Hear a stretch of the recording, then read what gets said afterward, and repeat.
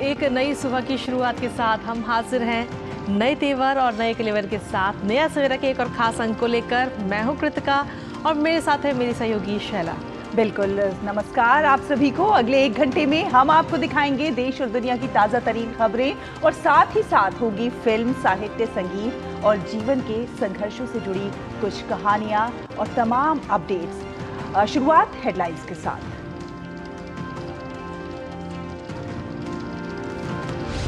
अब से थोड़ी देर में तिरुपति में श्री वेंकटेश्वर मंदिर में दर्शन पूजन करेंगे प्रधानमंत्री नरेंद्र मोदी। फिर तेलंगाना में चुनावी रैलियों और रोड शो के बाद हैदराबाद में अमीरपेट गुरुद्वारे में टेकेंगे मत्था। कोटी दीपोत्सव में भी होंगे शामिल।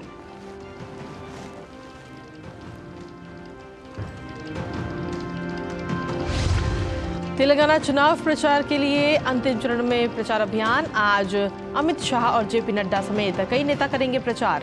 मल्लिकार्जुन खड़गे, राहुल गांधी और प्रियंका समेत केसीआर और ओवैसी ने भी झोंकी पूरी ताकत।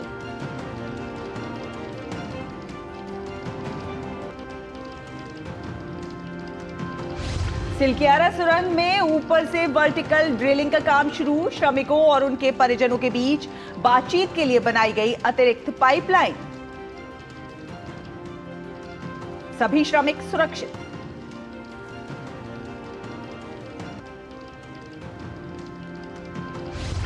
इजरायल हमास के बीच संघर्ष विराम के तीसरे दिन 17 बंधक रिहा। नेतन्याहू बोले सभी बंधकों को वापस लाना उनका पहला लक्ष्य है। बाइडेन से भी हुई अहम बातचीत।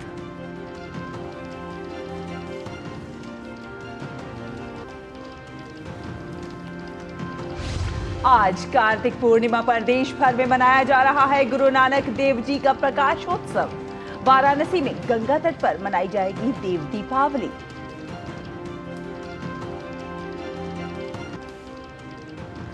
और खेल की खबरों में T20 सीरीज के दूसरे मैच में भारत ने ऑस्ट्रेलिया को 44 रनों से दी मात। सीरीज में टीम इंडिया ने 2-0 की बनाई बढ़त।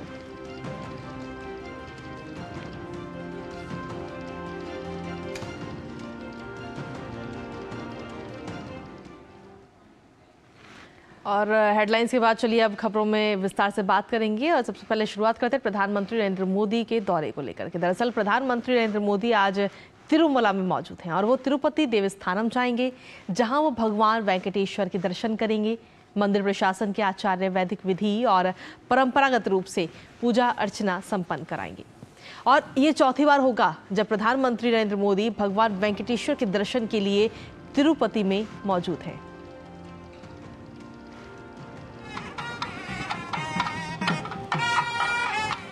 तिरुमला पहाड़ियों पर अवस्थित भगवान श्री वेंकटेश्वर का मंदिर भारतीय संस्कृति के आराध्य केंद्रों में विश्व विख्यात है। मंदिर दक्षिण भारतीय वास्तुकला और शिल्प का अद्भुत नमूना है। ये पूरे विश्व में सनातन धर्मावलंबियों के लिए अगाध श्रद्धा का केंद्र है। तिरुपति बालाजी को भगवान विष्णु का ही अवतार माना जाता है। सोमवार को प्रधानमंत्री नरेंद्र मोदी चौथी बार तिरुमला तिरुपति देवस्थानम मंदिर पहुंचकर भगवान वेंकटेश्वर के दर्शन करेंगे। प्रधानमंत्री के दौरे के मद्देनजर मंदिर प्रशासन ने व्यापक इंतजाम किए हैं। मंदिर प्रशासन के आचार्य वैदिक विधि और परंपरागत रूप से पूजा अर्चना संपन्न कराएंगे। प्रधानमंत्री जी को सुबह 8 बजे जब आएंगे, हम इस्तिकापाल वेलकम करके एक ट्रेडिशन है टेम्पल का, वो महाद्वार पे वेलकम करेंगे। वहाँ से टेम्पल ऑनर्स के साथ, म्यूजिक के साथ, ट्रेडिशनल म्यूजिक कहते हैं उनको, उनके साथ गर्भगृह में ले जाएंगे। बाहर आने के बाद रंगनायक मंडप में वेद आशीर्वचन करेगा। वेद पंडित उनका सुख के लिए, उनका लंबा जीवित के लिए और भारत देश को अच्छा करवाने के लिए ये सब उनको बढ़िया वेद आशीर्वचन हमारा पंडित लोग करेंगे। भगवान वेंकटेश के दर्शन करने के लिए आए श्रद्धालु प्रधानमंत्री के आगमन से बेहद उत्साहित हैं। Welcome Modi ji to the temple. We are all awaiting for you. Wish Modi ji to live long and rule this country to become a developed country. Modi ji is doing really well for the country and I support him definitely. बहुत उत्साहित है। PM Modi यहाँ आ रहे हैं। हमारा विचार चल रहा है कि हम आज रुके यहाँ पे, प्रधानमंत्री आएंगे तो हम यहाँ रुकना चाहते हैं। तिरुमला की सप्त पहाड़ियों पर समुद्र तल से करीब 980 मीटर ऊपर स्थित ये मंदिर दक्षिण भारत का बेहद प्राचीन मंदिर है, जिसे थोंडामान राजा द्वारा बनाया गया है और बाद में चोल, पांड्या और विजयनगर साम्राज्य द्वारा समय समय पर सुसज्जित किया गया। मंदिर के अनुष्ठानों को 21वीं शताब्दी में श्री रामानुजनाचार्य द्वारा वर्तमान स्वरूप दिया गया है। तिरुपति तिरुमाला देवस्थानम सनातन संस्कृति के सर्वोच्च आस्था के स्तंभों में से एक है। ये एक भारत श्रेष्ठ भारत का भी प्रमाण है। ये संकल्प से सिद्धि का प्रमाण है। हर एक सनातन धर्मावलंबी की इच्छा होती है कि वो भगवान वेंकटेश के दर्शन कर सके। यहाँ पर उत्तर और भारत की संस्कृतियों का मिलन का बिंब है, तो यहाँ पर एक भारत श्रेष्ठ भारत का प्रतिबिंब है। कैमरा पर्सन वाईके लोकनाथ के साथ अश्विनी कुमार मिश्र, डीडी न्यूज, तिरुपति तिरुमाला देवस्थानम, आंध्र प्रदेश। और अब खबरें चुनावी राज्यों से।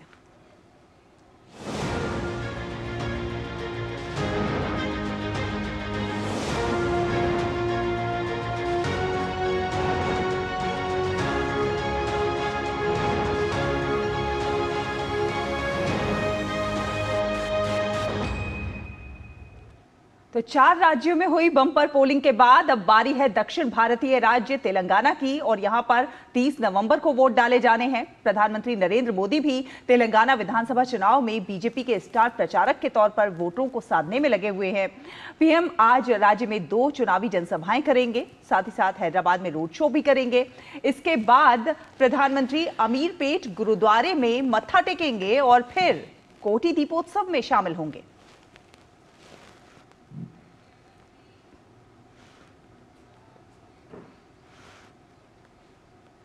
और वहीं तेलंगाना में आगामी विधानसभा चुनाव के लिए आज वरिष्ठ बीजेपी नेता अमित शाह भी धुआंधार प्रचार करते हुए नजर आएंगे। अमित शाह आज एक जनसभा और 2 रोड शो करेंगे, जिसमें पहली जनसभा करीमनगर में हुजूराबाद विधानसभा क्षेत्र में उनकी होगी, जिसके बाद में दोपहर 1 बजे पेदापल्ले में रोड शो करेंगे। अमित शाह का दूसरा रोड शो दोपहर 2:30 बजे मंचेरियल में होगा। इसके अलावा बीजेपी अध्यक्ष जेपी नड्डा 3 जनसभाओं को आज संबोधित करने के साथ ही एक रोड शो करते हुए भी नजर आएंगे। पहले जगतियाल में टाउन हॉल रोड से ओल्ड बस स्टैंड तक उनका रोड शो है। इसके बाद दोपहर निजामाबाद बोधन में और बांसवाड़ा कामारेड्डी में रैली होगी। जेपी नड्डा की तीसरी और आज की आखिरी जनसभा कामारेड्डी में होगी। वहीं भाजपा के अलावा कांग्रेस भी मैदान में लगातार बनी हुई है। कांग्रेस अध्यक्ष मल्लिकार्जुन खड़गे आज मेडक जिले की नरसापुर विधानसभा में जनसभा करेंगे, तो वहीं कांग्रेस महासचिव प्रियंका गांधी की भोंगीर, गढ़वाल और कोंडकल में चुनावी सभा होगी। तो वहीं सत्ताधारी दल बीआरएस के चीफ के चंद्रशेखर राव जीत की हैट्रिक का दावा कर रहे हैं और लगातार उनकी रैलियों में लोक लुभावने वादे भी किए जा रहे हैं जनता से। वहीं एआईएमआईएम के नेता असदुद्दीन ओवैसी भी घर घर जाकर लगातार लोगों से संपर्क साध रहे हैं, अभियान चला रहे हैं। और करीमनगर से हमारे सहयोगी संवाददाता राजेश राज ज्यादा जानकारी के साथ हमारे साथ जुड़ रहे हैं। राजेश, सुप्रभात। 4 राज्यों में बम्पर वोटिंग हुई है और उसके बाद अब बारी जो है तेलंगाना की है, और यहाँ पर भी धुआंधार प्रचार जारी है। तमाम वादे इरादे जाहिर किए जा रहे हैं। तमाम दल जो है मतदाताओं को साधने में जुटे हुए हैं।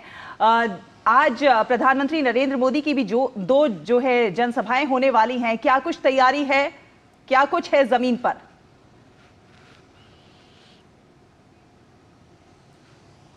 देखिए, कल भी जो तेलंगाना का एक महत्वपूर्ण शहर है निर्मल, वहाँ पर प्रधानमंत्री नरेंद्र मोदी की रैली को मैंने कवर किया और वहाँ पर भी जो भीड़ थी, भीड़ का जो मिजाज दिखाई पड़ रहा था, वह मिजाज कहीं ना कहीं यह देखने को मिल रहा था कि यहाँ पर जो यह स्टेट है या कहीं ना कहीं बहुत ही कॉन्शियस स्टेट है। यहाँ के जो लोग हैं, आम लोग हैं, वो भी राजनीति की बारीकियाँ जो है उसको समझने की कोशिश करते हैं, और शायद यही वजह है कि यहाँ का मुकाबला जो है काफ़ी रोचक नज़र आ रहा है। और निर्मल से सभा को कवर करने के बाद हम यहाँ पर करीमनगर पहुँच चुके हैं, जहाँ पर भारतीय जनता पार्टी का इसे गढ़ भी कहा जाता है, क्योंकि यहाँ से बंडी संजय कुमार, भारतीय जनता पार्टी के जो राष्ट्रीय महासचिव हैं, वो यहाँ से विधानसभा का चुनाव लड़ रहे हैं, वो किस्मत लाजमा रहे हैं। और उनके लिए प्रधानमंत्री नरेंद्र मोदी आज जो है वो 3 बजे के आसपास जनसभा करेंगे और जनसभा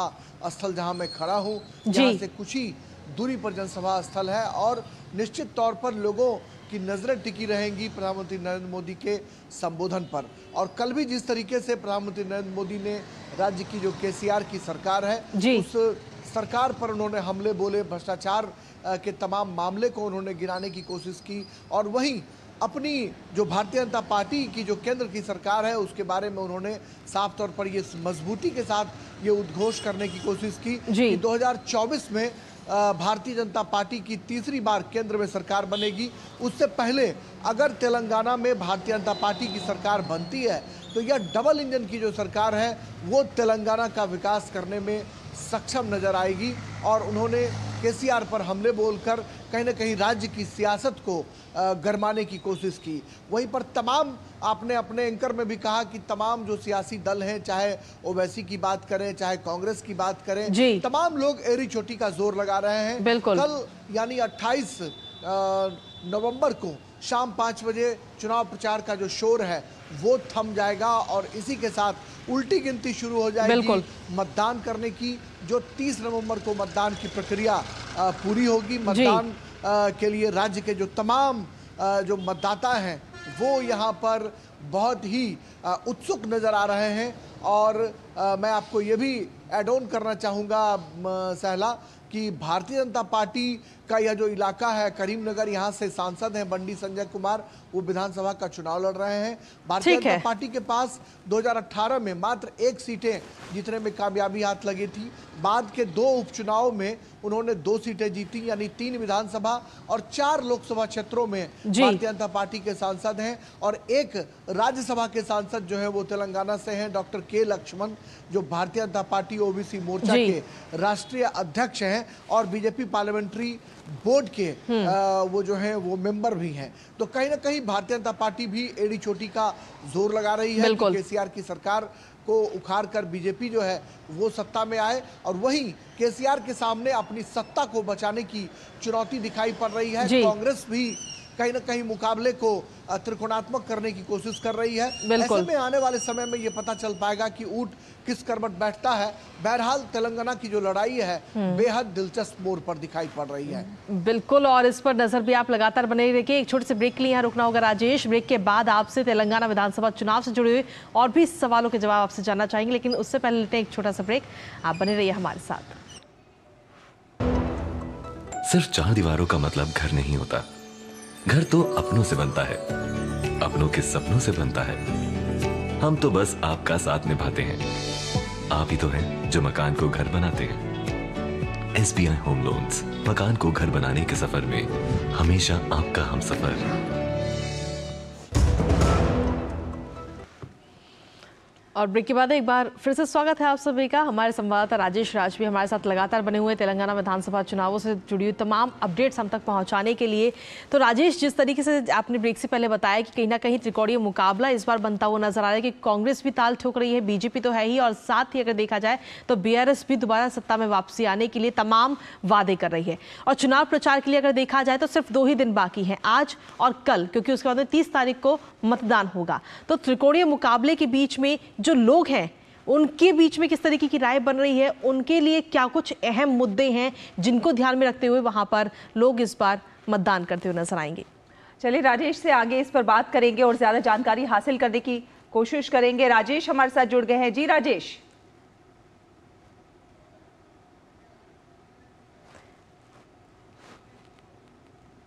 तो राजेश से आगे जुड़ने की कोशिश करेंगे। फिलहाल उनसे हमारा संपर्क टूट गया है। आगे ज़्यादा बातचीत करेंगे और ज़्यादा जानकारी आप तक पहुंचाएंगे। फिलहाल रुक करते हैं अगली खबर का।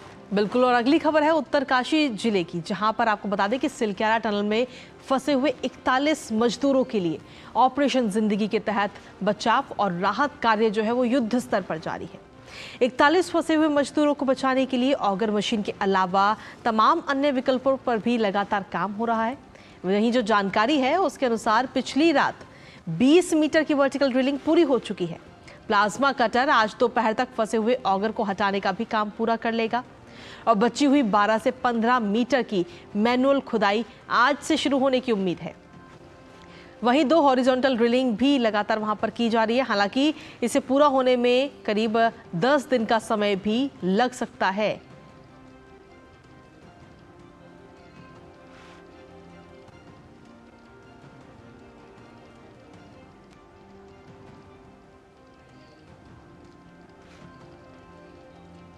और इस बीच मुख्यमंत्री पुष्कर सिंह धामी ने टनकपुर में पुष्कर सिंह ऐरी के घर जाकर उनके परिजनों से मुलाकात की। मुख्यमंत्री ने उन्हें भरोसा दिलाया कि टनल में फंसे सभी श्रमिकों को जल्द सुरक्षित निकाल लिया जाएगा।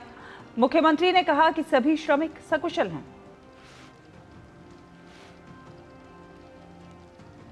और ओपी यादव हमारे संवाददाता ज्यादा जानकारी के साथ हमारे साथ जुड़ गए हैं। ओपी सुप्रभात, आप वहां पर लगातार ग्राउंड जीरो से तमाम अपडेट्स हमारे दर्शकों तक पहुंचा रहे हैं। अब जो है वर्टिकल ड्रिलिंग से खुदाई का काम चल रहा है, कितना तीव्र गति से काम हो रहा है? क्योंकि उम्मीद यही जताई जा रही है जल्द से जल्द काम पूरा हो जाएगा, लेकिन जो देरी लग रही है अभी किन कारणों से लग रही है और कब तक हमारे श्रमिक बाहर आ सकते हैं?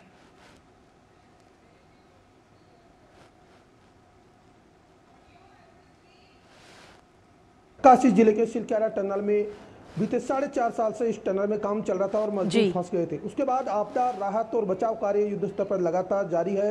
हर मोर्चे पर न केवल काम किया जा रहा है बल्कि राष्ट्रीय अंतर्राष्ट्रीय स्तर के विशेषज्ञ इसमें अपनी एक्सपर्टीज के जरिए मजदूरों को निकालने के सार्थक प्रयास कर रहे हैं। लेकिन ये जो टनल है इसमें कई तरह के अवरोध आ रहे हैं, क्योंकि जो हिमालयन पहाड़ है बहुत ही नाजुक और संवेदनशील पहाड़ है, तो इनमें काम करना और रेस्क्यू ऑपरेशन को चुनौतीपूर्ण मुद्दे पर आगे बढ़ाना बड़ा मुश्किल होता है। लेकिन जिस तरह से अंतर्राष्ट्रीय स्तर के विशेषज्ञ, जिला, राज्य और केंद्रीय स्तर पर प्रधानमंत्री खुद इसकी मॉनिटरिंग कर रहे हैं, उससे उम्मीद है कि ऑपरेशन जल्दी पूरा होगा और मजदूरों को बाहर निकाला जाएगा। और इसी के लेके अलग अलग मोर्चे पे न केवल काम किया जा रहा है बल्कि उस पर रिजल्ट भी दिखाई देने लगा। बीते 5-7 दिन से लगातार जो हॉरिजॉन्टल मोड है उस पर ड्रिलिंग का काम किया जा रहा था, लेकिन जो अमेरिकन ऑगर मशीन है उसका जो कटर है वो तकरीबन 25 mm के आयरन रोड और पाइप में फंस गया। उसके बाद हैदराबाद से प्लाज्मा कटर और लेजर कटर मशीन मंगवाई गई, जिससे इनको कटिंग का काम जारी है। लेकिन जिस तरह से इन मजदूरों के प्रति संवेदनशीलता सरकार की रही, उसी को देखते हुए आर्मी के इंजीनियर्स कोर के तकरीबन 30 एक्सपर्ट्स इंजीनियर यहाँ आए हैं, जो इसी में हॉरिजॉन्टल मोड के बगल में ही एक मैनुअली मोड पर काम करेंगे। और उसमें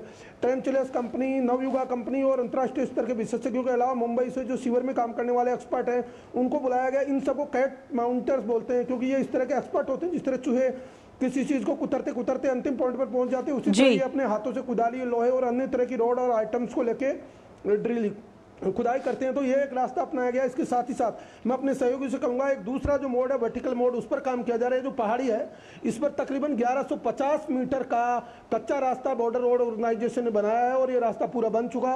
और इसके लिए जो इंजीनियरिंग से जुड़ी हैवी मशीनें और साजो सामान एक दिन पहले पहुँच चुका। और कल जो ताज़ा अपडेट था उसके अनुसार देर शाम तक तकरीबन 20 मीटर की 1.2 व्यास की ड्रिलिंग इसमें कर चुके थे। और इसके साथ ही साथ एक दूसरा पॉइंट है, वहां पर 8 mm का 60 मीटर तक खुदाई कर चुके थे। तो उम्मीद की जाती है कि दोनों मोर्चों पे न केवल काम हो रहा बल्कि ये कार्य प्रगति पर भी पहुंच रहा है और उम्मीद की जाती है कि जल्दी इसको हम पूरा कर लेंगे। इसके अलावा और भी कई मोर्चे हैं जिन पे काम किया जा रहा है। इसमें जो काम करने सतलुज जल विद्युत निगम कंपनी कर रही है, जबकि ये सामने जो हॉरिजॉन्टल मोड है इस पर नवयुगा कंपनी काम कर रही है। इसके पीछे की साइड में एक और जहां से बरकोट साइड है वहां से भी ड्रिलिंग का काम किया जा रहा है। उसमें तकरीबन 15 मीटर की ड्रिलिंग की जा चुकी है और जो ट्रिहरी डैम है उसके विशेषज्ञ और इंजीनियर उसमें काम कर रहे हैं। वहां पे भी बीआरओ ने रोड बनाई। इसके अलावा एक और जो पेरिपेंडिकुलर जो रोड है, जो क्षैतिजीय रोड, उसके लिए ओएनजीसी को जिम्मेदारी दी गई है। उसने अपना पूरा साजो सामान और मशीनरी वहां रखा हुआ है। जैसे अगला कदम होगा उस पर काम किया जाएगा। इसमें सबसे बड़ी बात यह है कि इन सभी मोर्चों पर काम करने के अलावा जो टनल में 41 मजदूर फंसे हुए हैं उनमें से कुछ लोग इंजीनियर है, सर्वेयर है, बहुत अलग अलग एक्सपर्टीज रखने वाले भी हैं। तो उनसे भी बात हुई, अगर अंतिम मोर्चे पे हम हो सकता है उस साइड से भी कुछ खुदाई करें, क्योंकि वो भी बहुत विशेषज्ञता रखते हैं और उनसे बातचीत हुई है। तो कई मोर्चों पे न केवल काम हो रहा है बल्कि यहाँ पे इस कार्य को अंजाम देने के लिए प्रधानमंत्री कार्यालय के पीएमओ के अधिकारी, केंद्रीय मंत्री वीके सिंह और मुख्यमंत्री धामी खुद यहाँ कैंप बनाकर उत्तरकाशी में रुके हैं। तो ये जो अभियान है न केवल तीव्र गति से चल रहा है बल्कि इसको अंजाम तक पहुंचाने के साथ इन मजदूरों को सकुशल बाहर निकालने के लिए खाने पीने और बेसिक जरूरी जो चीजें हैं उनको भी 6 इंच के पाइप के द्वारा लगातार पहुंचाया जा रहा है। वॉकी टॉकी के जरिए इनसे बात हो रही है। इसके अलावा ऑप्टिकल फाइबर केबल है वो भी इन मजदूरों तक पहुंचा दी गई है, जिससे इनसे संवाद न केवल हो रहा है बल्कि वीडियो जो रिमोट सेंस ड्रोन है और माइक्रोफोन है उसके जरिए भी इनसे वीडियो और ऑडियो दोनों तरह से संवाद हो रहा है। तो ये बेहद संवेदनशील मामला है। देर इसमें हो गई है लेकिन अंधेर नहीं होने वाली है। जल्दी ये मजदूर सकुशल बाहर निकलेंगे और ये रेस्क्यू ऑपरेशन सफलतापूर्वक पूरा होगा। जी ओपी, अगर देखा जाए तो अभी बीते कल मुख्यमंत्री पुष्कर सिंह धामी पुष्कर सिंह के घर भी गए थे, पुष्कर सिंह एरी के घर पे, और उनको जाकर के ढांढस बधाया कि जितने भी श्रमिक हैं वो सभी सुरक्षित हैं और जल्दी ही उन्हें बाहर निकाल लिया जाएगा। लेकिन श्रमिकों को बाहर निकालने के बाद में किस तरीके की व्यवस्था वहां पर की गई उनके स्वास्थ्य को लेकर के? जो जिस परिजन के घर गए उनका एक कैंडिडेट है गब्बर सिंह नेगी, जो इस टनल में फंसा हुआ है और वो पहाड़ का रहने वाला है, तो हैबिचुअल है इन तरह की चीजों के लिए। इस टनल में बीते 4.5 साल से काम भी कर रहा है, तो उसको बहुत सारा न केवल अनुभव है बल्कि अन्य मजदूरों का वो हौसला भी बढ़ा रहा है। इसके अलावा जो बाहर निकालने की जो प्रक्रिया उसकी बहुत तैयारियां पहले से की जा चुकी है। जो 800 mm का पाइप है उसको पहले सैनिटाइज किया जाएगा, फिर उसके बाद NDRF की जो टीम है स्ट्रेचर पर लिटा के इन मजदूरों को बाहर निकालेगी। ये तो है ओरिजेंटल मोड का। और वर्टिकल मोड के लिए अलग से कोल इंडिया माइंस नागपुर से कंपनी के 4 एक्सपर्ट आए हुए हैं, जो स्टील का एक कैविटी बनाकर इन मजदूरों को स्टील का आयरन फ्रेम से बाहर निकालेंगे वर्टिकल मोड पे, और हॉरिजॉन्टल मोड पे स्ट्रेचर द्वारा NDRF निकालेगी। इनको निकालने के बाद इनका 3 लेवल पे मेडिकल चेकअप होगा। सबसे पहले पैरामेडिकल स्टाफ इनकी प्रारंभिक जांच करेगा, उसके बाद जो हमारे साइड में एक छोटा सा प्राइमरी मोबाइल हॉस्पिटल है उसमें CMO स्तर का अधिकारी इसकी जांच करेगा। मैं अपने सहयोग से कहूँगा हॉस्पिटल का व्यू दिखाएं। ये जो हॉस्पिटल है यहाँ पे बेड बनाए गए हैं, 10 बेड हैं, और इसके अलावा मेडिकल चेकअप की व्यवस्था और चीफ मेडिकल ऑफिसर रैंक के अधिकारी यहाँ तैनात हैं। तो पहले पैरामेडिकल स्टाफ, फिर चीफ मेडिकल ऑफिसर, और उसके बाद इनको उत्तर काशी में चिनकोट जो जगह है वहाँ पर 42 बेड का हॉस्पिटल है, वहाँ इस पे इनको प्रारंभिक जांच के बाद ले जाया जाएगा। 45 जो मोबाइल एम्बुलेंस वैन है यहाँ खड़ी है ऑलरेडी पिछले 4 दिन से, और उनके बाद जब ये इनकी पूरी जांच हो जाएगी, पूरी तरह से स्वस्थ और किसी तरह की दिक्कत नहीं होगी, तब इनको हेलीपैड के जरिए सीधा एम्स ऋषिकेश ले जाया जाएगा। वहां पर इनका उपचार होगा। जब ये पूर्णतः स्वस्थ होंगे तब इनको इनके घर जाने की इजाजत दी जाएगी, और उसके बाद से फिर आगे की प्रक्रिया शुरू होगी। तो चलिए ओपी, आप अपनी नज़र बनाकर रखिए, आगे भी जो अपडेट होती है उसके लिए आपसे संपर्क करेंगे और अपने दर्शकों तक वो अपडेट पहुंचाएंगे। फिलहाल धन्यवाद आपका हमारे साथ जुड़ने के लिए। फिलहाल एक छोटा सा ब्रेक लेते हैं, ब्रेक के उस पार खबरों का यह सफर जारी है। देखते रहिए नया सवेरा।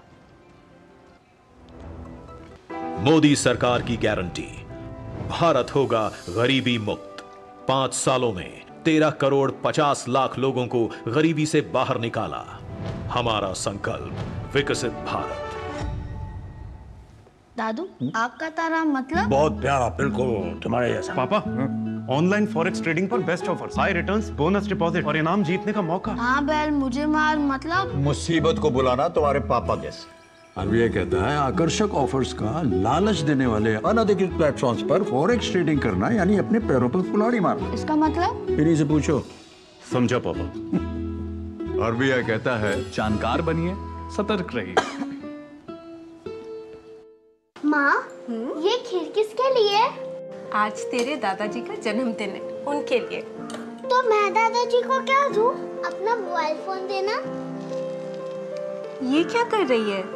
दादाजी के लिए आयुष्मान कार्ड बना रही हूँ। घर बैठे? हाँ। आयुष्मान ऐप पर जाकर अपना या परिवार के सदस्य का नाम लाभार्थी सूची में ढूंढें, आधार, OTP या फेस ऑथ द्वारा ऑथेंटिकेट करें, डिटेल्स भरें। अब मोबाइल से फोटो खींचकर अपलोड करें। दादाजी, ये लीजिए अपना आयुष्मान कार्ड। ये उपहार तो जीवन भर काम आएगा। और एक प्रकार से PM जय अब गरीबों की जय बन गई है। 5 लाख तक के मुफ्त उपचार की गारंटी, स्वास्थ्य का वरदान आयुष्मान। और ब्रेक के बाद एक बार फिर से स्वागत है आप सभी का नया सवेरा में। अब बढ़ते हैं खबरों में आगे। जी हाँ, आज कार्तिक पूर्णिमा है और ऐसा माना जाता है कि इस पवित्र दिन पर ही गुरु नानक देव जी का जन्म हुआ था। सिख समुदाय आज के दिन को प्रकाशोत्सव के रूप में मनाता है। गुरु नानक जयंती पर गुरुद्वारे को फूलों से सजाया जाता है। गुरुद्वारे में गुरु ग्रंथ साहिब का पाठ होता है और लंगर करवाए जाते हैं। गुरु नानक का सबसे अहम संदेश ये था कि ईश्वर एक है और हर इंसान ईश्वर तक सीधे पहुंच सकता है। गुरु नानक जयंती के अवसर पर स्वर्ण मंदिर को रंग बिरंगी रोशनी से सजाया गया है।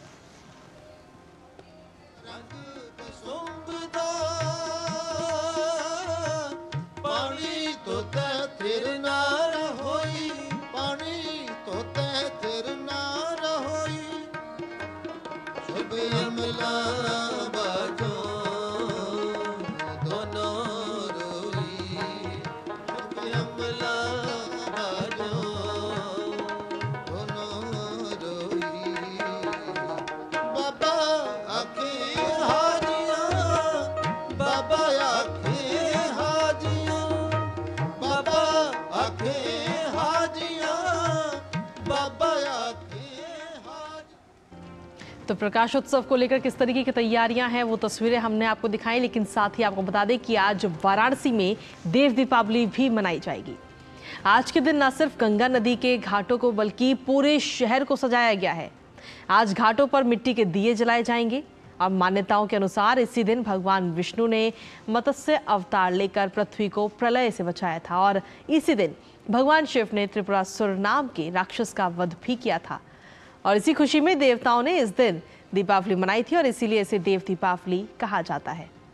वहीं देश भर में कार्तिक पूर्णिमा के इस अवसर पर आज पूजा अर्चना की जा रही है। श्रद्धालु आज सुबह से ही वाराणसी और हरिद्वार समेत देश भर के पवित्र नदियों में स्नान कर रहे हैं। आज के दिन इसका खासा महत्व है। सभी जगह प्रशासन की ओर से श्रद्धालुओं के लिए खास और पुख्ता इंतजाम भी किए गए हैं। जो कार्तिक पूर्णिमा के स्नान के संबंध में अभी पुलिस के द्वारा एक ब्रीफिंग की गई थी पुलिस की, जिसमें पुलिस की लगभग सारी जो अरेंजमेंट्स हैं वो संपूर्ण कर लिए गए हैं और उसमें हम लोग के द्वारा आगे की जो कार्रवाई है उसमें आज एक ब्रीफिंग की गई थी। संपूर्ण मेला क्षेत्र को 9 प्रमुख जोनों में और 33 सेक्टरों में विभाजित किया गया है, जिसमें डिप्टी एसपी लेवल के अधिकारी और अन्य अधिकारी लगे हैं। साथ में पर्याप्त पुलिस बल इनको दिया गया है। ट्रैफिक की ड्यूटियाँ अलग असाइन करके उनको भी ब्रीफिंग की गई है। इस तरीके से जो डाइवर्जन प्लान है वो भी डिस्कस हुआ है और बाकी सारी व्यवस्थाओं को देखते हुए शांतिपूर्ण तरीके से ये मेला संपर्क कराने का हम लोग हाँ, जिस तरीके से जो अभी पार्किंग की स्थिति है या होटलों और धर्मशालाओं की स्थिति है, तो इस बीच ऐसा अनुमान है कि भीड़ रहेगी इसमें।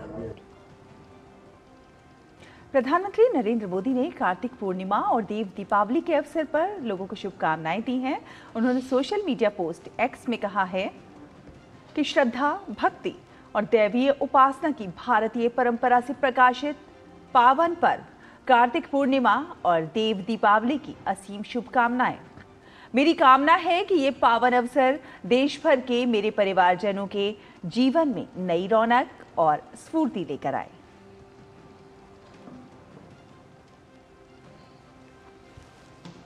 और आज कार्तिक पूर्णिमा के इस शुभ अवसर पर ओडिशा की राजधानी भुवनेश्वर में बोईता बंदना उत्सव भी मनाया जा रहा है। इस मौके पर लोग नदी तट पर नाव बनाकर ले जाते हैं और उसमें दीप जलाकर प्रवाहित करते हैं। इस मौके पर सुबह सुबह लोग नदियों में स्नान भी करते हैं और ये त्योहार समुद्री परंपरा का भी हिस्सा है, जिसे कलिंगा के समुद्री व्यापार इतिहास के लिए एक वसीयतनामा के रूप में मनाया जाता है।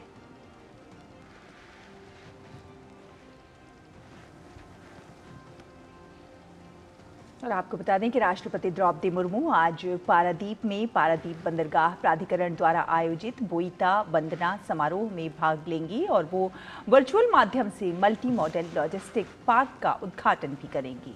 वो पोर्ट टाउनशिप के लिए नए जलाशय और जल शोधन संयंत्र और अगली पीढ़ी के जहाज यातायात प्रबंधन और सूचना प्रणाली की आधारशिला भी रखेंगी। राष्ट्रपति मछुआरों से भी बातचीत करेंगी। राष्ट्रपति कल ओडिशा के दौरे पर पहुंची थी।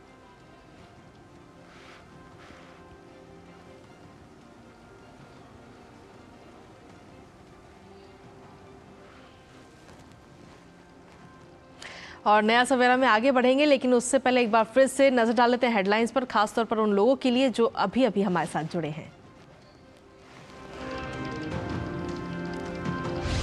अब से थोड़ी देर में तिरुपति में श्री वेंकटेश्वर मंदिर में दर्शन पूजन करेंगे प्रधानमंत्री नरेंद्र मोदी। फिर तेलंगाना में चुनावी रैलियों और रोड शो के बाद हैदराबाद में अमीरपेट गुरुद्वारे में टेकेंगे मत्था। कोटी दीपोत्सव में भी होंगे शामिल।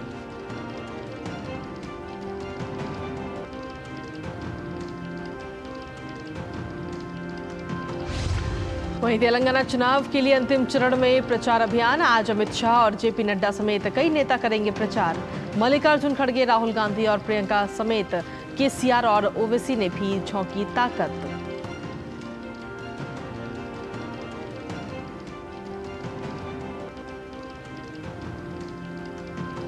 सिलकियारा सुरंग में ऊपर से वर्टिकल ड्रिलिंग का काम शुरू। श्रमिकों और उनके परिजनों के बीच बातचीत के लिए बनाई गई अतिरिक्त पाइपलाइन। सभी श्रमिक सुरक्षित।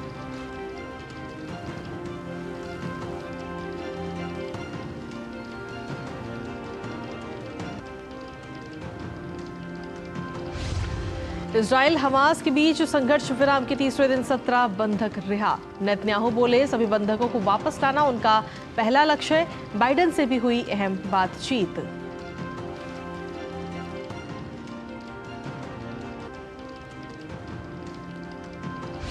आज कार्तिक पूर्णिमा पर देश भर में मनाया जा रहा है गुरु नानक देव जी का प्रकाशोत्सव।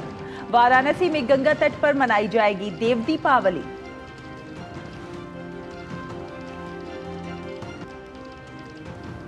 और खेलों में T20 सीरीज के दूसरे मैच में भारत ने ऑस्ट्रेलिया को 44 रनों से दी मात।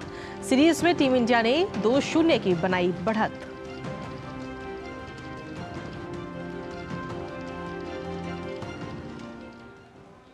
और अब बारी है हमारे खास सेगमेंट अखबारों की सुर्खियों की।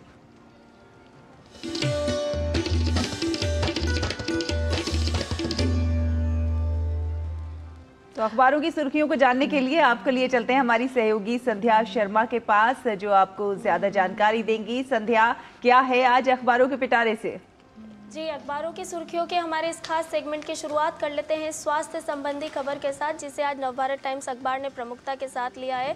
दरअसल उत्तरी चीन में स्वास्थ्य संबंधी बच्चों में बीमारियां सामने आई हैं और निमोनिया की रिपोर्ट जो सामने आ रही हैं उससे सबक लेते हुए केंद्रीय स्वास्थ्य मंत्रालय ने सभी राज्यों को सतर्कता बरतने के निर्देश दिए हैं। साथ ही साथ ज़रूरी इंतजाम करने को लेकर के समीक्षा बैठक करने के भी आदेश और निर्देश दिए हैं। ये पहली खबर। अगली खबर की बात करें तो ये जनसत्ता अखबार ने ली है और बताया है कि अब वाहनों को मिलेंगे फिटनेस जांच के अधिक मौके, जिसके लिए केंद्र सरकार ने नियम तैयार कर लिए हैं और जल्द ही इन्हें लागू किया जाएगा। दरअसल अब तक जो होता था, फिटनेस नियमों पर अगर आपका वाहन खरा नहीं उतरता है तो उसे ऑफलाइन वाहन घोषित कर दिया जाता था, लेकिन अब ऐसा नहीं होगा। अब अधिक मौके वाहन चालकों को अपने वाहन के फिटनेस के लिए मिलेंगे। अगली खबर की बात करें तो यह हरिभूमि अखबार के कारोबार पेज से ली गई है और इसमें बताया है कि देश में आने वाले समय में 3 लाख से ज़्यादा इंजीनियरों की मांग बढ़ेगी। दरअसल भारत जिस तरह से आत्मनिर्भरता की ओर आगे बढ़ रहा है और जिस तरह से भारत की मेक इन इंडिया की नीतियां हैं और राष्ट्र को आगे बढ़ाने की नीतियां, उसको लेकर के ग्लोबल लेवल पर अब जो इंटरनेशनल कंपनियां हैं वो भारत के इस रफ्तार के रथ पर सवार होकर के अब यहाँ अपने प्लांट लगाने की तैयारी कर चुकी है। तो ये खबर हरिभूमि अखबार ने ली है। और अगली खबर की बात करें तो ये है हिंदुस्तान अखबार के अपना देश पेज पर ली गई है और बताया है कि देश ने रक्षा क्षेत्र में न केवल आत्मनिर्भरता के रूप में भारत आगे बढ़ा है और ना ही उपकरणों को तैयार किया है, बल्कि इससे देश ने 351 कलपुर्जे बनाकर 3000 करोड़ रुपए भी बचाए हैं। ये रक्षा मंत्रालय के सूत्रों की ओर से ये खबर आज हिंदुस्तान अखबार ने ली है। और चलते चलते बात करते हैं राष्ट्रीय सहारा अखबार के मार्केट पेज पर ली गई खबर के साथ, जिसमें केंद्रीय मंत्री जितेंद्र सिंह ने बताया है कि वर्ष 2040 तक 40 अरब डॉलर की होगी देश की अंतरिक्ष अर्थव्यवस्था और इससे वैज्ञानिकों को मिलेगा बेहतर कामकाजी माहौल। तो ये है आज के अखबारों की वो प्रमुख खबरें जो भारत की प्रगति, भारत की उन्नति और आम आदमी से सरोकार रखती है। बिल्कुल, शुक्रिया संध्या, इतनी सारी खबरों को कम समय में हमारे दर्शकों तक पहुंचाने के लिए आपका शुक्रिया। और इसी के साथ चलिए खबरों में बढ़ते हैं आगे और अब देखते हैं खबरें फटाफट अंदाज में।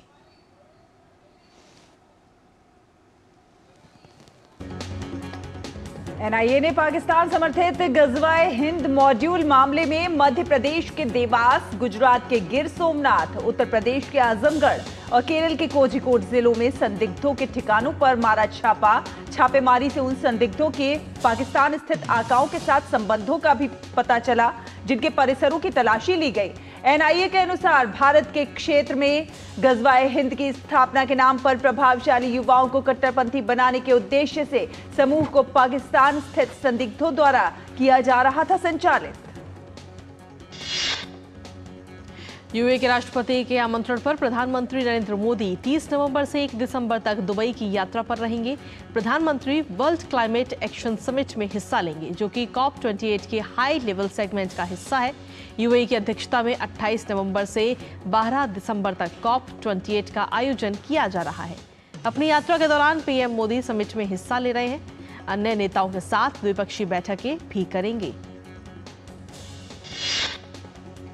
लद्दाख में जल्दी ही दक्षिण पूर्व एशिया के पहले नाइट स्काई अभयारण्य की स्थापना होगी। केंद्रीय विज्ञान एवं प्रौद्योगिकी मंत्री जितेंद्र सिंह ने लद्दाख स्थापना की चौथी वर्षगांठ के अवसर पर आयोजित प्रदर्शनी लद्दाख प्राइड में ये बात कही। अभयारण्य की स्थापना भारतीय खगोल भौतिकी संस्थान बेंगलुरु के सहयोग से की जा रही है।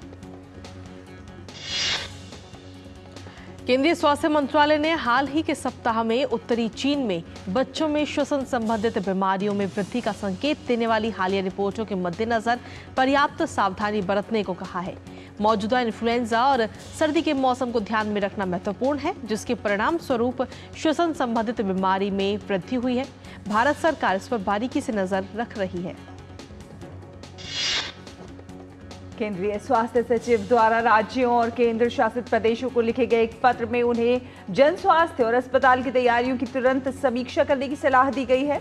मानव संसाधन अस्पताल में फ्लू के लिए दवाएं और टीके, मेडिकल ऑक्सीजन, एंटीबायोटिक, औषधियों, व्यक्तिगत सुरक्षा के उपकरणों, टेस्टिंग किट और रिएजेंट, ऑक्सीजन प्लांट और वेंटिलेटर की पर्याप्त उपलब्धता, स्वास्थ्य सेवाओं में संक्रमण की रोकथाम के पर्याप्त उपाय इनमें शामिल।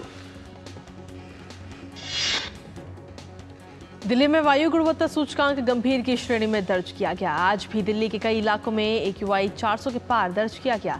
प्रदूषण की वजह से दृश्यता पर भी काफी प्रभाव पड़ रहा है।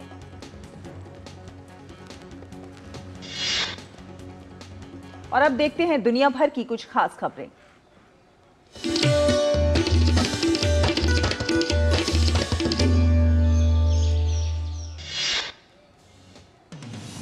गजा पट्टी में संघर्ष विराम का आज चौथा और अंतिम दिन। इजराइल और हमास के बीच जारी संघर्ष विराम के तीसरे दिन हमास ने 13 इजरायली बंधकों और 4 विदेशी नागरिकों को रिहा किया। हमास ने बंधकों को गजा पट्टी में रेड क्रॉस को सौंपा। इजराइल और हमास के बीच क्या संघर्ष विराम बढ़ेगा? इस बारे में हमास की ओर से बयान आया है कि अगर इजराइल की ओर से फिलिस्तीनी नागरिकों के रिहा किए जाने की संख्या बढ़ाई जाएगी तो वो उनके गंभीर प्रयास को ध्यान में रखकर संघर्ष विराम को आगे बढ़ाने पर विचार करेगा। इजराइल के प्रधानमंत्री बेंजामिन नेतन्याहू ने अमेरिकी राष्ट्रपति जो बाइडेन से बात की। नेतन्याहू ने बाइडेन से कहा कि अस्थायी संघर्ष विराम के बाद इजराइल पूरी ताकत के साथ अपने सैन्य अभियान में जुट जाएगा, जबकि नेतन्याहू ने साथ ही कहा कि अगर 10 अतिरिक्त बंधक प्रतिदिन छोड़े जाते हैं तो वो संघर्ष विराम को बढ़ाने पर विचार करेंगे। इजराइल और हमास के बीच 4 दिवसीय संघर्ष विराम शुरू होने से पहले संयुक्त राष्ट्र एजेंसियों ने उत्तरी गाजा में बीमारी की आशंका जताई थी, जो घेराबंदी के कारण हफ्तों तक बाहरी सहायता से कटा हुआ था। संयुक्त राष्ट्र ने कहा कि पहले उसे सुरक्षित मार्ग नहीं मिल सका था और अंतर्राष्ट्रीय रेड क्रॉस जैसे सक्रिय रहने वाले चिकित्सा समूह वहां आग की चपेट में आ गए। पश्चिमी अफ्रीकी देश सियरा लियोन की राजधानी फ्रीटाउन में सैन्य बैरकों पर बंदूकधारियों के हमले के बाद देशव्यापी कर्फ्यू लागू हो गया है। सियरा लियोन के राष्ट्रपति जूलियस माडा बायो ने इसकी घोषणा की है। राष्ट्रपति ने कहा कि राजधानी फ्रीटाउन में एक सैन्य बैरक पर हुए हमले के अधिकांश नेताओं को गिरफ्तार कर लिया गया है। बुल्गारिया में भारी बर्फबारी के कारण आम जनजीवन प्रभावित हुआ है। मोंटाना क्षेत्र से राजधानी सोफिया की ओर जाने वाली एकमात्र सड़क पेट्रोहान दर्रे पर यातायात कठिन हो गया है। राजधानी सोफिया में बर्फबारी के कारण सड़कों पर पेड़ गिर गए। 1000 से अधिक घरों में बर्फबारी के कारण बिजली गुल हो गई। मौसम विभाग ने उत्तर पूर्वी इलाके के 4 क्षेत्रों के लिए भारी बर्फबारी और तूफानी हवाओं की चेतावनी जारी की है। साथ ही साथ मौसम विभाग ने तूफान बेटिना के परिणाम के साथ खतरनाक स्थिति का संकेत दिया। क्लाइमेट टाइम मशीन के जरिए नासा पृथ्वी में आए जलवायु परिवर्तन का अध्ययन कर रहा है। ये मशीन पृथ्वी के तापमान में वृद्धि और ध्रुवों के पिघलते हुए को दिखाता है। नासा के अध्ययन के कई क्षेत्रों में सौर गतिविधि, समुद्र के स्तर में वृद्धि, वायुमंडल और महासागर का तापमान, ओजोन परत का स्वास्थ्य, वायु प्रदूषण, समुद्री बर्फ और भूमि बर्फ में आए परिवर्तन शामिल हैं। और अब बात कारोबार की।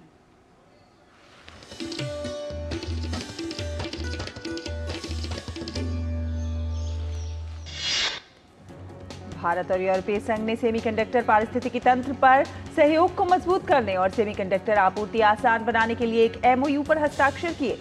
सूचना और प्रौद्योगिकी एवं संचार मंत्री अश्विनी वैष्णव और यूरोपीय आंतरिक बाजार आयुक्त थेरी ब्रेटन ने एमओयू पर हस्ताक्षर किए। ओएनजीसी ने भारत पेट्रोलियम कॉर्पोरेशन लिमिटेड और हिंदुस्तान पेट्रोलियम कॉर्पोरेशन लिमिटेड को करीब 45 लाख टन कच्चा तेल बेचने के सौदे पर हस्ताक्षर किए। कंपनी के तेल की कीमत मौजूदा ब्रेंट कच्चे तेल की कीमत के साथ 1% पर तय की गई है।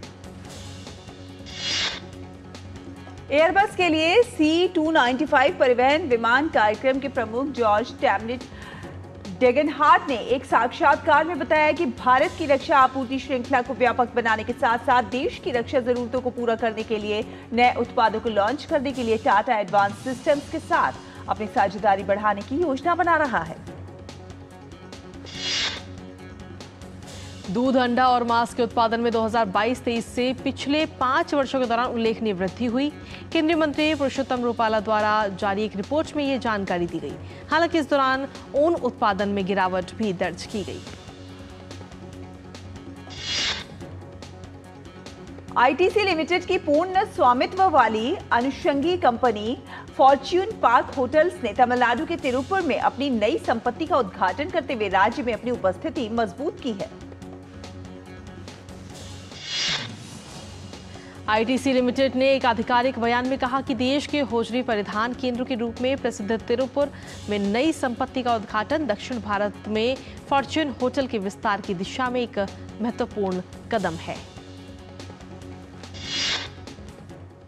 और चलिए बुलेटिन में आप बात करेंगे विकसित भारत संकल्प यात्रा की।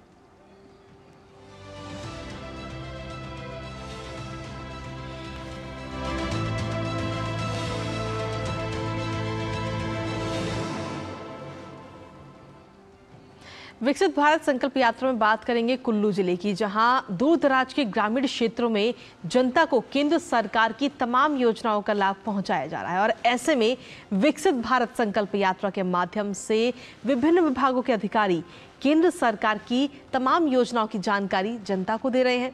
कई जन कल्याणकारी योजनाओं का लाभ जनता को घर पर मिल रहा है, जिससे जनता को सीधा फायदा पहुंच रहा है। आइए देखते हैं इसी पर आधारित ये रिपोर्ट। हिमाचल प्रदेश के कुल्लू जिले में विकसित भारत संकल्प यात्रा के जरिए ग्रामीण क्षेत्र की पंचायत में जाकर लोगों को केंद्र सरकार की जन कल्याणकारी योजनाओं के बारे में बताया जा रहा है। इस यात्रा के माध्यम से विभागीय अधिकारियों के द्वारा ग्रामीण क्षेत्र की पंचायत में जाकर लोगों को योजनाओं की महत्वपूर्ण जानकारियां दी जा रही हैं। कुल्लू जिले में 13 दिसंबर तक दूर दराज के ग्रामीण क्षेत्रों में ये यात्रा चलेगी। विकसित भारत संकल्प यात्रा में केंद्र सरकार ने बैंकों की भागीदारी सुनिश्चित की है। ग्रामीण क्षेत्र की जनता को केंद्र सरकार की सुरक्षा बीमा योजना के बारे में बताया जा रहा है। जो गवर्नमेंट का एक मंशा है कि सबको जो है वित्तीय समावेश बोलते हैं, मतलब बैंकिंग चैनल से जोड़ना है, वो कम से कम इस इलाके में सब लोग जुड़े हुए हैं। जिन लोगों के पास नहीं है बैंक के, आपको जहाँ पर सबसे नजदीक बैंक पड़ता है या जहाँ पर आप लोगों का खाता चल रहा है, वहाँ पर जाके आप खाता खोल सकते हैं, एनरोलमेंट कर सकते हैं। तो हमारे 20 रुपये वाले बहुत छूटे हुए हैं। एक है 436 रुपये वाला, 20 रुपये वाला एक्सीडेंटल का है, मतलब उसमें अगर किसी का डेथ हो जाए तो 2 लाख का तो मिलेगा उसके परिवार को। कोई अपाहिज हो जाए, दोनों टांगे चले जाए, दोनों हाथ चले जाए, उसको मिलेगा 2 लाख का, और एक टांगे एक पाँव चले तो 1 लाख का। विकसित भारत संकल्प यात्रा के जरिए आम जनता तक केंद्र सरकार की योजनाओं की जानकारी को पहुंचाई जा रही है। इससे दूर दराज के ग्रामीणों को फायदा पहुंच रहा है। तुलसी भारती की रिपोर्ट, कुल्लू। और आइए अब खबरें खेल जगत से।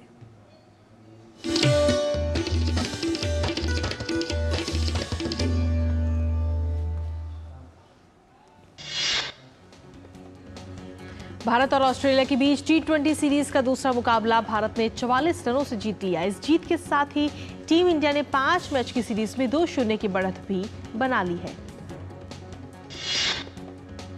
तिरुवनंतपुरम में ऑस्ट्रेलिया ने टॉस जीतकर पहले गेंदबाजी करने का किया फैसला। पहले बल्लेबाजी करते हुए भारत ने 4 विकेट खोकर 235 रन बनाए। इसके जवाब में ऑस्ट्रेलियाई टीम 191 रन ही बना सकी और मैच हार गई।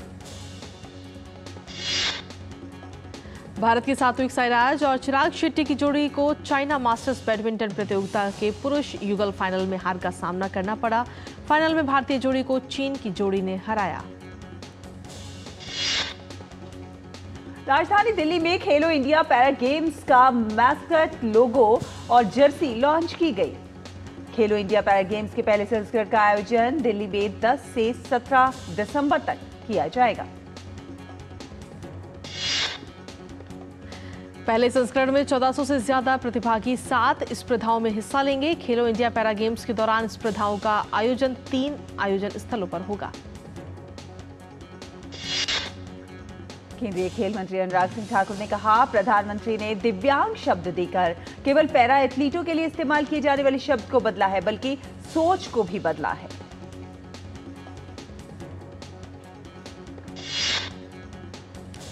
और अब खबरें सिने जगत से फटाफट अंदाज में।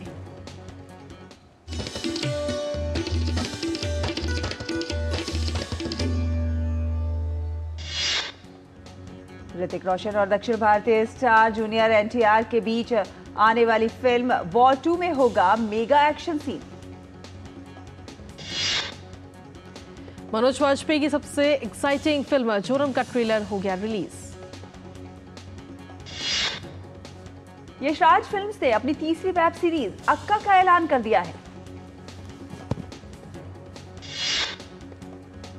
अभिनेत्री आलिया भट्ट भारत के सबसे बड़े पर्यावरण फिल्म महोत्सव all living things environment film festival का हिस्सा बन गई हैं। घरेलू बॉक्स ऑफिस पर टाइगर 3 ने 259 करोड़ रुपए और वर्ल्ड वाइड 400 करोड़ रुपए से ज्यादा कमा लिए हैं। बॉलीवुड अभिनेता वरुण धवन और जानवी कपूर की फिल्म बवाल का वर्ल्ड टेलीविजन प्रीमियर जी सिनेमा पर होगा। बॉलीवुड के दबंग स्टार सलमान खान करण जौहर की फिल्म द बुल में काम करते नजर आ सकते हैं। तेलुगु स्टार नानी एक पारिवारिक ड्रामा के साथ बड़े पर्दे पर लौट आए हैं। उनकी आगामी फिल्म हाय पापा का ट्रेलर रिलीज। दिल्ली में एनिमल का ट्रेलर लॉन्च करने के बाद फिल्म की टीम ने मुंबई में एक ग्रैंड इवेंट में इसका ऑडियो लॉन्च किया।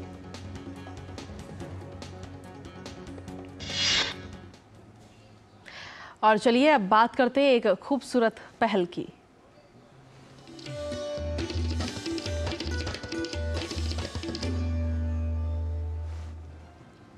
यूं तो पहाड़ी अंचल वाले जनपद सोनभद्र में कमोबेश पूरे वर्ष पानी की किल्लत कहीं ना कहीं बनी रहती है।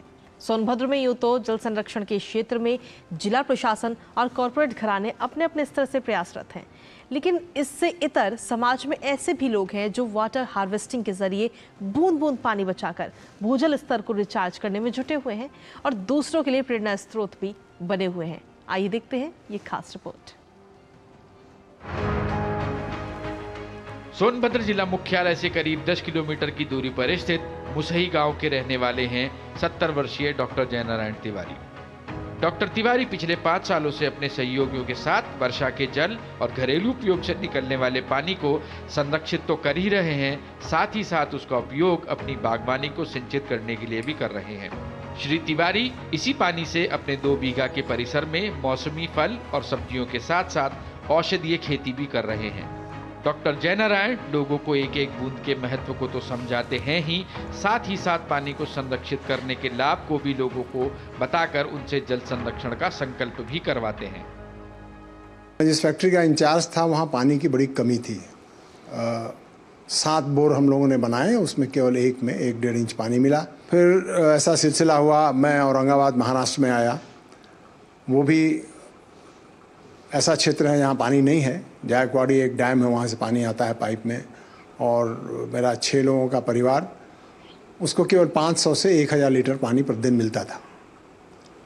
अब ये पानी एक परिवार चलाने वाले को ही समझ में आया गया कि कितना कम और कितना कठिन होता है कि एक दिन पानी न आए तो उसी को बचा के रखना है दूसरे दिन के लिए। तभी से प्रेरणा आई कि अगर मैं कभी भी स्वतंत्र हो पाया तो मैं अपने लिए अपना पानी खुद बचा के रखूँगा। सोनभद्र में जहाँ गर्मियों में मैं हमेशा देखता था कि टैंकर चलते हैं और पूरी वाटर सप्लाई कुछ बोर से की जाती है, तो मुझे लगा कि अब मैं वापस आ गया हूँ तो मैं सोनभद्र में मुझे भी वाटर हार्वेस्टिंग टैंक बना के करना चाहिए। और पहला कदम मेरा वही था कि मैंने एक करीब 30,000 लीटर का पानी का टैंक यहाँ बनवाया। 2019 18 से शुरू हुआ और जून में मैंने बना के रेडी कर दिया था कि अगली बरसात में मुझे पानी मिल जाए। जयनारायण तिवारी और उनके सहयोगी पुराने कुओं और निष्क्रिय पड़े बोरिंग्स के पास पिट का भी निर्माण करवाते हैं, जिससे इन जल स्रोतों में जल का स्तर सुधरता है और धीरे धीरे जल स्तर बढ़ने लगता है। पिट के निर्माण में पानी को गंध रहित और साफ रखने के लिए जलकुंभी के साथ साथ परंपरागत कोयला, पत्थर और बालू का भी उपयोग किया जाता है। गुड न्यूज जज्बा इंडिया के लिए सोनभद्र से सुनील तिवारी की रिपोर्ट। और अब बात आपकी सेहत की।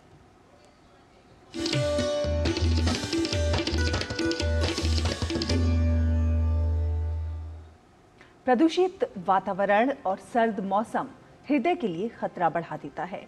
ऐसे में उन लोगों में जटिलताएं उत्पन्न हो सकती हैं जो पहले से रोगग्रस्त हैं। बचाव के लिए क्या कुछ सावधानी रखी जानी चाहिए, आपको दिखाते हैं इस रिपोर्ट में।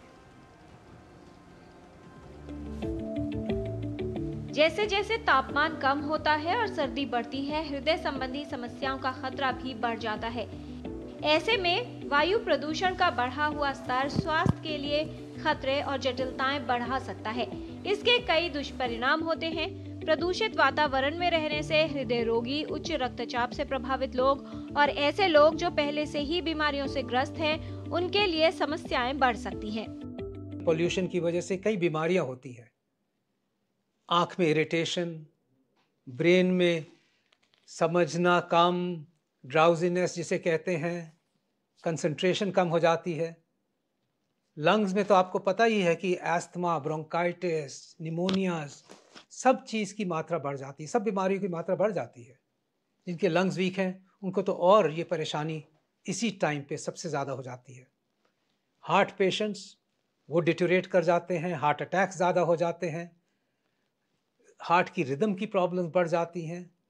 हर तरीके से ये जो छोटे छोटे particles sulphur dioxide, carbon monoxide के हमारे लंग्स के थ्रू धमनियों में घुस के कई तरह की हानिकारक प्रॉब्लम्स क्रिएट करते हैं। अधिक सर्दी में सुबह सुबह सैर के लिए बाहर जाना हानिकारक साबित हो सकता है और जटिलताएं उत्पन्न हो सकती हैं। यदि समस्या के लक्षण हो तो उनको नजरअंदाज नहीं करना चाहिए। क्लियर एडवाइस यही है कि एक्सरसाइज घर के अंदर करें, बाहर में एक्सरसाइज ना करें, क्योंकि ये पोल्यूशन आप ज़्यादा ब्रीथ करेंगे। फास्ट वॉकिंग करते हैं, बाहर जाते हैं, बाहर जाना कम से कम रखें।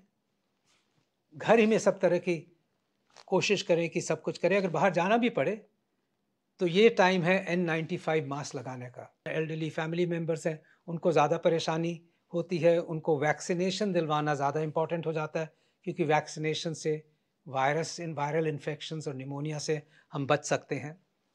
इसी तरह घर की जब अंदर रहते हैं तो विंडोज़ को बंद रखें कि ये पोल्यूशन घर के अंदर ना आए। अगर हवा चलती है तो फिर विंडोज़ खोल सकते हैं कि पोल्यूशन निकले। और एयर प्यूरिफायर्स वाकई हेल्प करते हैं। सर्दियों में हृदय रोगी विशेष सावधानी रखें और सभी लोगों को अपने हृदय का ख्याल रखना चाहिए, जिससे हृदय स्वस्थ और सुरक्षित रहे। सर्दी के मौसम में यदि वायु प्रदूषण का स्तर अधिक हो तो सावधानी अवश्य रखें। किरण भारद्वाज, डीडी न्यूज। और चलिए नया सवेरा में आगे बढ़ते हुए बात कर लेते हैं मौसम की।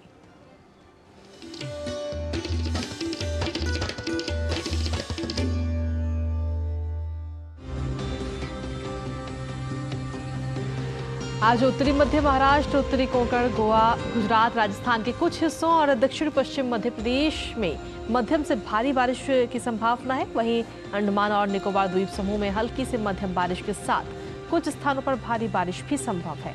तमिलनाडु, केरल, कर्नाटक, लक्षद्वीप और तेलंगाना में हल्की से मध्यम बारिश हो सकती है। वहीं पश्चिमी हिमालय पर हल्की बारिश और बर्फबारी के भी आसार हैं। इसी के साथ अब आगे जानते हैं कि देश के अन्य शहरों में न्यूनतम और अधिकतम तापमान क्या है।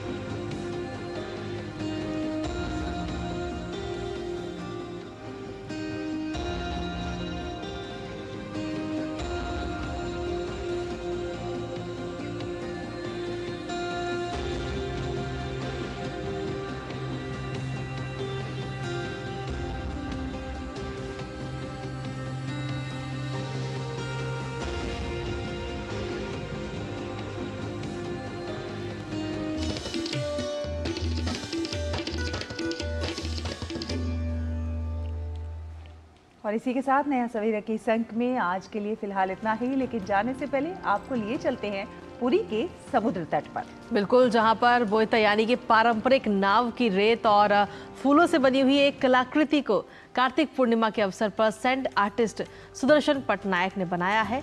तो आप इन दृश्यों का आनंद उठाइए और हमें और हमारी पूरी टीम को दीजिए अनुमति। नमस्कार।